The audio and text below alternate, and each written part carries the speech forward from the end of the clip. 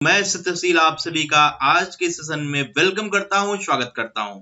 तो चलिए स्टार्ट करते हैं। आज का सेशन मोस्ट इंपोर्टेंट है। आज हम बात करेंगे टाइम, स्पीड एंड डिस्टेंस के मोस्ट इंपोर्टेंट प्रॉब्लम्स के बारे में, जहां पर बहुत ही हाई लेवल की प्रॉब्लम्स आपसे मैं डिस्कस करने वाला हूं। तो बहुत ध्यान समझना है कि बात को अच्छे से क्लियर करना है, राइट। एक ट्रिक्स और शॉर्टकट आपके लिए बहुत ही जबरदस्त होने वाले हैं, तो गौर से समझिएगा, राइट। तो चलिए आज के सेशन की शुरुआत करते हैं। तो आज का जो पहला प्रॉब्लम है वो आपके सामने है। फर्स्ट क्वेश्चन क्या कहता है, गौर से आप देखिएगा, ठीक है। तो फर्स्ट क्वेश्चन क्या है आपके सामने है, कहता है a train takes 9 second to cross a pole if the speed of the train is 48 kilometre per hour. एक ट्रेन है, 9 सेकंड में एक पोल को क्रॉस कर जाती है, जो जबकि ट्रेन की जो चाल है, जो स्पीड है वो 48 किलोमीटर प्रति घंटे है। कहता है the length of the train is, तो बताइए ट्रेन की लंबाई कितनी है। बहुत सिंपल प्रॉब्लम है, लेकिन हाँ इस टाइप के क्वेश्चन हर बार आपके एग्जाम में पूछ जाते हैं। तो चलिए अप्रोच करना स्टार्ट करते हैं। कैसे से कैलकुलेट करेंगे इसको आप ध्यान से देखिएगा, ओके। तो चलिए शुरू करते हैं। तो 9 सेकंड का समय ले रही है ट्रेन अपने आप को क्रॉस करने। मोस्ट इंपोर्टेंट चीज क्या है, एक ट्रेन है, अगर वह किसी भी पॉइंट ऑब्जेक्ट को क्रॉस करती है तो उसका यही मतलब होता है कि वह अपने आप को पास करने में कुल कितना समय लेती है। तो इसका पॉइंट यही है। तो अपने आप को पास कराने का मतलब अपनी लंबाई को क्रॉस कराना, तो अपनी लंबाई को चलना। तो यहां पर स्पीड पता है, टाइम पता है, आपको डिस्टेंस निकालना है। तो आप जानते हैं डिस्टेंस बराबर क्या होता है, स्पीड इंटू टाइम। डिस्टेंस बराबर क्या होता है, स्पीड इंटू टाइम। तो मोस्ट इंपोर्टेंट चीज है कि आप यहां पर डिस्टेंस जो लेंगे वह इस क्या है, length of the train. Speed क्या है, speed of the train. Time क्या है, जो टाइम लगा। तो ये डिस्टेंस हमें निकालना है, ये हमारा क्वेश्चन मार्क है। और स्पीड हमारे पास अवेलेबल है, that is 48 kilometre per hour. Options को ध्यान से अगर आप देखें तो सारे ऑप्शंस इन मीटर में गिवन है, राइट। तो speed is 48 kilometre per hour, change in metre per second multiplied by 5/18। क्योंकि आपको पता है 1 किलोमीटर पर आवर की स्पीड को जब भी आप मीटर पर सेकेंड में बदलेंगे तो 5/18 मीटर पर सेकेंड यहां पर यूज करने पड़ेंगे, राइट। तो मैंने मल्टीप्लाई कर दिया, क्या रिजल्ट आया, 48 into 5/18। Time is given, time is 9 second. कितना सेकेंड, 9। तो आपका मीटर पर सेकेंड आ चुका है, और 9 सेकेंड, सेकेंड से सेकेंड कैंसिल होगा, तो रिजल्ट इन मीटर।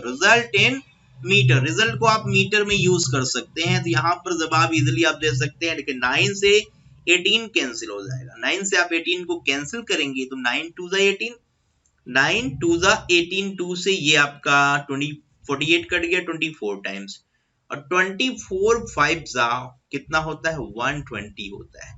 इसका मतलब ये जो लेंथ ऑफ द ट्रेन आया वह 120 मीटर आया। तो 120 metre is the right option for this problem. So option number B the correct answer. तो बी को हिट करिए, B is the right option for this problem. चले आगे, क्लियर हुआ, कोई दिक्कत तो नहीं। कहने का मतलब जब भी ट्रेन किसी भी ऑब्जेक्ट को पास करे, अगर ऑब्जेक्ट पॉइंट ऑब्जेक्ट है तो उसकी लंबाई केवल हमेशा हम लेंगे, राइट। हाँ कोई लेंथ वाला ऑब्जेक्ट और क्रॉस करती है अगर, तो उसकी लंबाई प्लस जो ऑब्जेक्ट की लंबाई है दोनों हम कंसीडर करते हैं। तो ध्यान इस बात का आप रखिएगा। बाकी इससे हाई लेवल इसमें कोई प्रॉब्लम आता नहीं, ठीक है। चले आगे बढ़ते हैं। तो प्रॉब्लम नंबर 2 की तरफ चलते हैं। दूसरा क्वेश्चन सामने आपके क्या देखना है, देखिए ध्यान से। कहता मैन रो डाउन स्ट्रीम 32 किलोमीटर, धारा के साथ 32 किलोमीटर चलता है एक आदमी, एंड 14 किलोमीटर अप स्ट्रीम, धारा की विपरीत दिशा में 14 किलोमीटर चलता है, and takes 6 hours to cover each distance.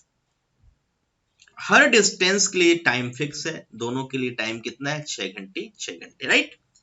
कहता what is the speed of the current, speed of the current. तो समझिए बात को, अगर आप कहते हैं आप डाउन स्ट्रीम में जाते हैं, डाउन स्ट्रीम में स्पीड ए होती है, और ए क्या होता है, डाउन स्ट्रीम में स्पीड अगर है तो ये है speed of the boat plus speed of the stream.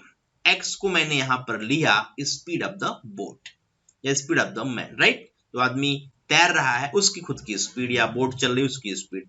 But अगर वह धारा के साथ चल रहा है तो उसकी स्पीड बढ़ जाएगी उसकी स्पीड के साथ। तो ये रिजल्टिंग स्पीड जो आती है इसको हम डाउन स्ट्रीम की स्पीड बोलते हैं। एक्स क्या स्पीड ऑफ द बोट या मैन, वाई क्या speed of the current. B हम लेते हैं अप स्ट्रीम धारा के विपरीत दिशा में, तो विपरीत दिशा में वह स्पीड को कम करेगी तो एक्स माइनस वाई। क्लियर। अब क्वेश्चन में दिया है कि 32 किलोमीटर 6 घंटे में, तो स्पीड बराबर डिस्टेंस अपॉन टाइम आप जानते हैं। तो अगर मैं आपसे कहूं x प्लस वाई निकालिए तो चलना है 32 किलोमीटर, टाइम लिया है 6 घंटे, तो बिल्कुल x प्लस वाई बराबर 32/6 आएगा। और अगर मैं कहूं धारा के विपरीत चलना है तो x माइनस वाई ये आएगा कितना 14/6, क्योंकि टाइम दोनों में 6 घंटे का है। और एक बहुत सिंपल क्वेश्चन बन गया, क्योंकि आपसे क्या डायरेक्टली पूछा what is the speed of current, y की वैल्यू, आपको y की वैल्यू कैलकुलेट करके बताना। तो मैं अगर आपसे कहूं कि इन इक्वेशंस को आप सब्ट्रैक्ट कर लो, क्या करो सब्ट्रैक्ट कर लो, सब्ट्रैक्शन में साइन बदलता है ध्यान रखिएगा।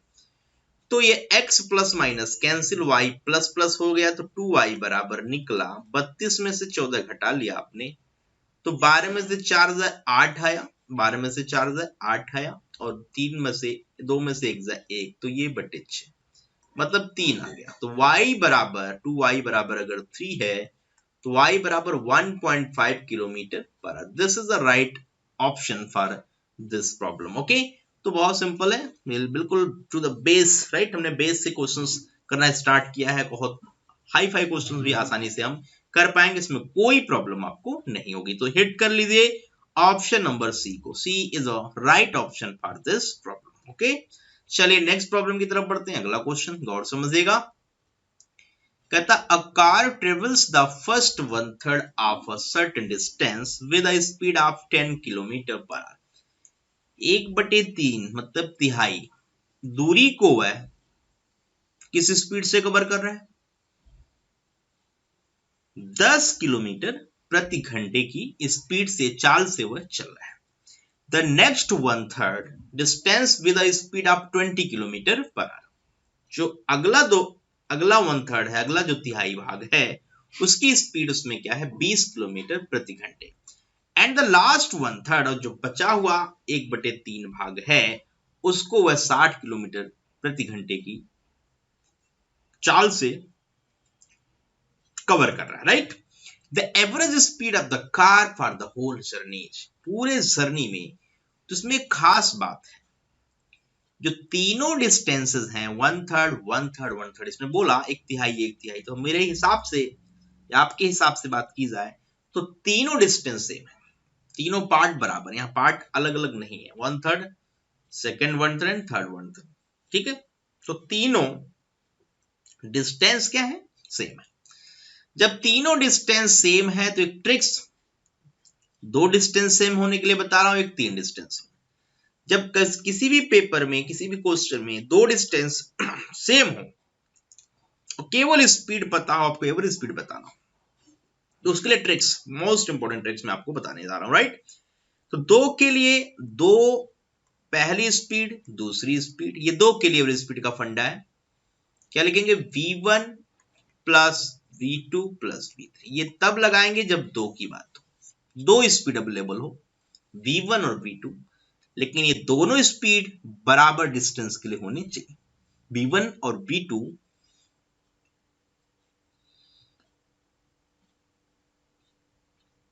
और v2 बराबर डिस्टेंस के लिए होने। अगर तीन डिस्टेंस बराबर है, जैसे 1/3 1/3 1/3 यहां बोला गया ना, तो 3 बार 3 times v1 v2 v3 divided by v1 v2 plus v2 v3 plus v3 v1, ये दोनों ट्रिक्स आप नोट कर लीजिए। ये दो स्पीड वहां तीन स्पीड, ये दो स्पीड में डिस्टेंस सेम है, तीनों स्पीड में डिस्टेंस सेम है। ये चीज नोट करिए, जो मैं बोलता हूं नोट जरूर कर लो, क्योंकि जब आप शॉर्टकट्स लगाते हो तो कई बार गलत जगह शॉर्टकट लगा लेते हो। कई बार बोलता है वन पार्ट सेकेंड पार्ट, तो पार्ट है बट वो इक्वल पार्ट नहीं है। फर्स्ट हाफ सेकंड हाफ बोले तब इक्वल है, तब ये ट्रिक्स लग जाएगा। 1/3 मतलब तिहाई तिहाई तिहाई, तीन भाग, तीनों भाग बराबर है। तो यहां पर आप शॉर्टकट लगा सकते हैं, इसमें कोई प्रॉब्लम नहीं। बट यहाँ 3 का केस है, तो 3 के केस वाला शॉर्टकट आप लगाना शुरू करिए, राइट। तो 3 के केस वाला शॉर्टकट चलिए लगाते हैं। तो क्या लिखेंगे, 3 times v1 v2 v3 divided by v1 plus v1 v2 plus v2 v3 plus v3 v1। तो 3 टाइम्स v1 कितना है, दैट इज 10, फिर v2 20 और ये 60। v1 इंटू v2 आएगा 200, 10 इंटू 20 आएगा, v2 v3 आएगा 1200,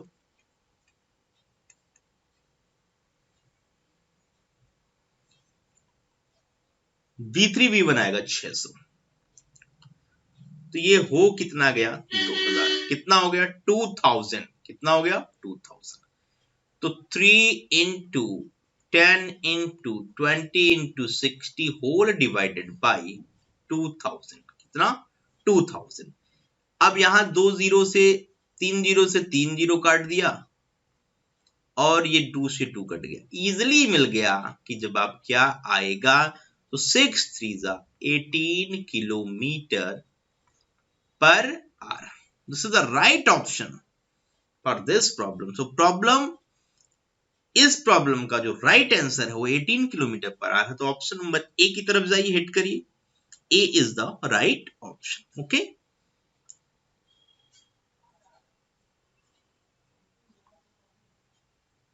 ए बिल्कुल सही जवाब, इसमें कोई डाउट प्रॉब्लम नहीं। आगे बढ़ते हैं, नेक्स्ट क्वेश्चन की तरफ चलते हैं। तो अगला क्वेश्चन गौर से देखिएगा। अगला क्वेश्चन क्या कहता है, 2 person A and B start simultaneously from 2 places C kilometer apart and walk in same direction if A travels at the rate of P kilometer per hour and B travels at the rate of Q kilometer per hour, then A traveled before he overtakes B. Then A traveled before A travels before he overtake B a distance of, मतलब B को overtake करने तक A कुल कितनी दूरी चल चुका है। जबकि A की स्पीड P किलोमीटर प्रति घंटे, B की स्पीड Q किलोमीटर प्रति घंटे, दोनों के बीच का डिस्टेंस C किलोमीटर गिवन है। तो चलिए यहाँ पर रिलेटिव स्पीड का फंडा लगाइए। मान लीजिए यहाँ पर एक पॉइंट है, दोनों के बीच का डिस्टेंस C किलोमीटर, राइट। यहां पर A P की स्पीड से चल रहा है, उसी सेम डायरेक्शन में Q की स्पीड से चल रहा है B, राइट। तो अगर मैं कहूं आपसे टाइम बताओ ओवरटेक का, तो टाइम बराबर डिस्टेंस कितना है, C kilometre divided by relative speed. क्योंकि जब P की Q के रिस्पेक्ट में स्पीड आप निकालेंगे तो P माइनस Q, और ये तब स्टेशनरी हो जाता है। इस बात का ध्यान रखिएगा, फंडा बहुत सिंपल है, समझा रहा हूं, बहुत ध्यान देखिएगा। Q को स्टेशनरी बनाइए। अगर Q को स्टेशनरी बनाएंगे तब बनेगा जब Q के रिस्पेक्ट में P चल रहा हो। अगर आप बैठे हैं, आप P को ऑब्जर्व करेंगे, तो आप A को ऑब्जर्व करेंगे तो P किलोमीटर पर आवर से दौड़ेगा, B को ऑब्जर्व करेंगे तो Q में किलोमीटर पर आवर से दौड़ेगा। बट अगर P और Q की बात की जाए रिलेटिवली, राइट, तो A और B की बात अगर रिलेटिवली करूं मैं, तो A P kilometre per our से चल रहा है, उसी डायरेक्शन में क्यों चल रहा है, तो सेम डायरेक्शन के पढ़ने में स्पीड जो रिलेटिव होती है सब्ट्रैक्ट कर देते हैं। तो B के रिस्पेक्ट में एक स्पीड, B के रिस्पेक्ट में एक स्पीड P माइनस Q। उस टाइम जैसे आप P minus Q speed use करने लगे तो उस समय जो B है वह मूविंग ऑब्जेक्ट नहीं रह जाएगा, वो स्टेशनरी है। मतलब मैं ये कहूं कि B अपनी जगह बैठा है और P माइनस Q स्पीड से चलता हुआ उसकी तरफ आ रहा है मिलने के लिए, right.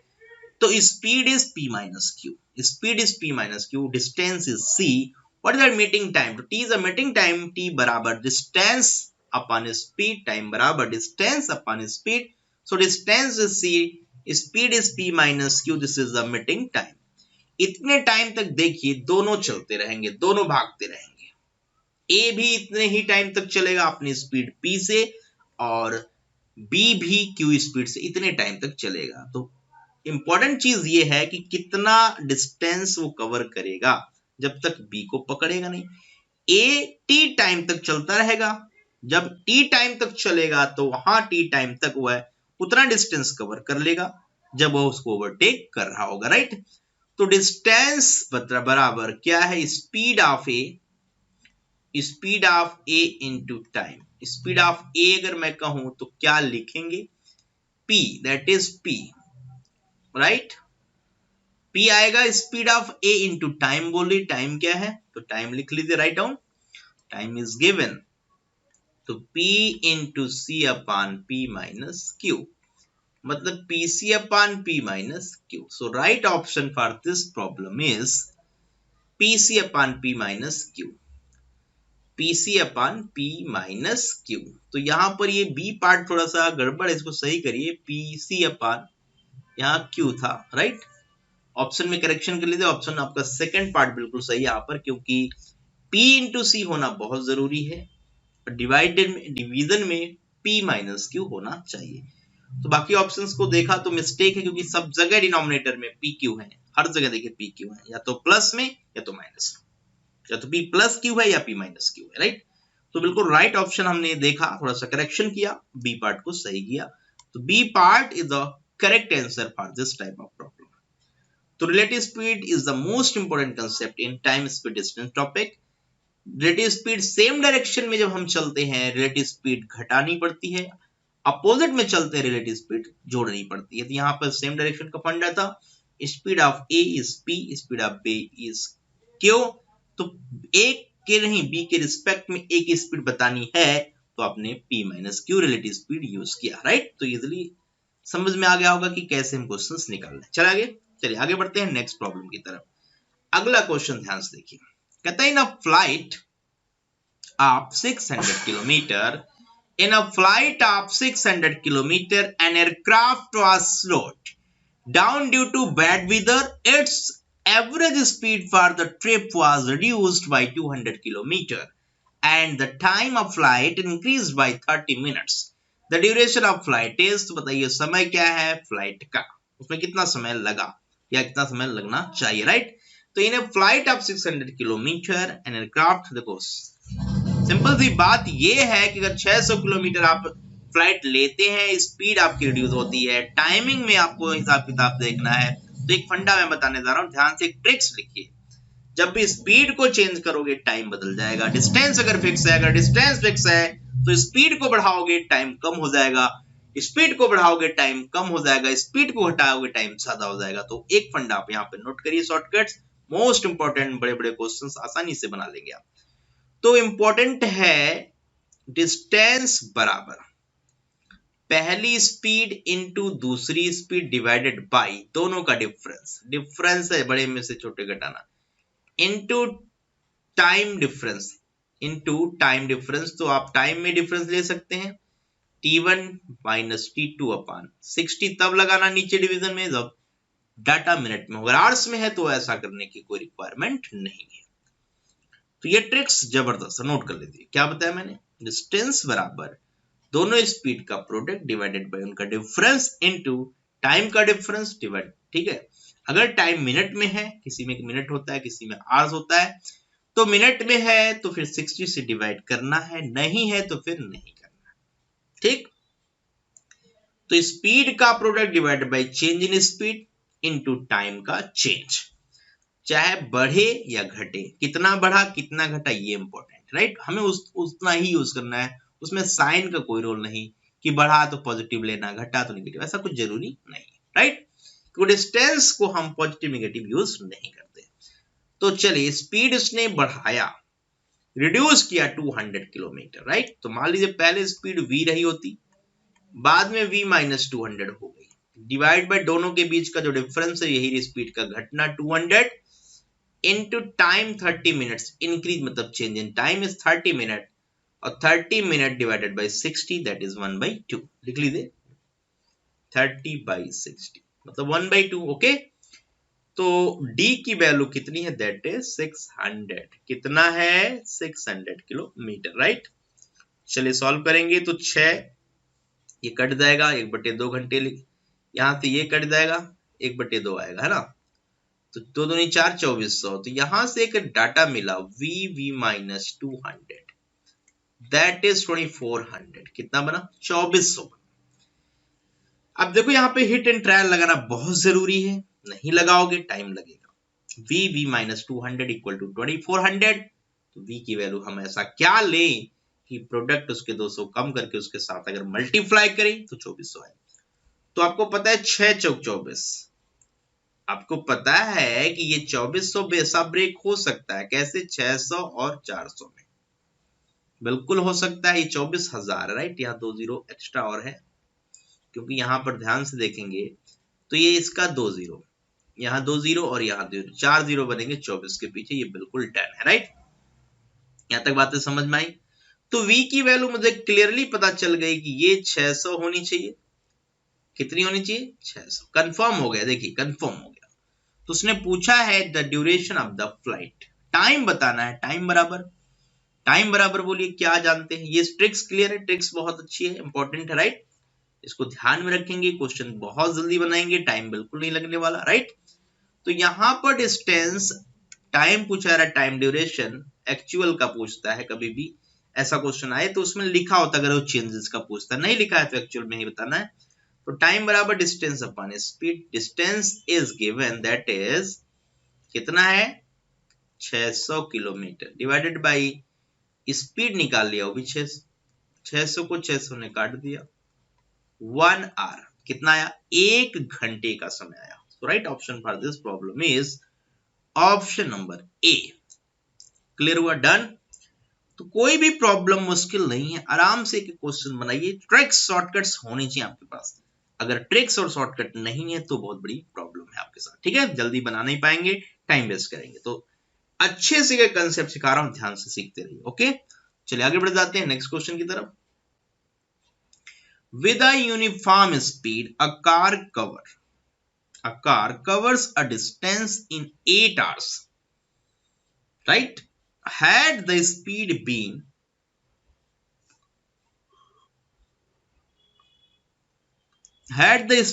been increased by 4 km per hour, the same distance could have been covered in 7 hours and 30 minutes.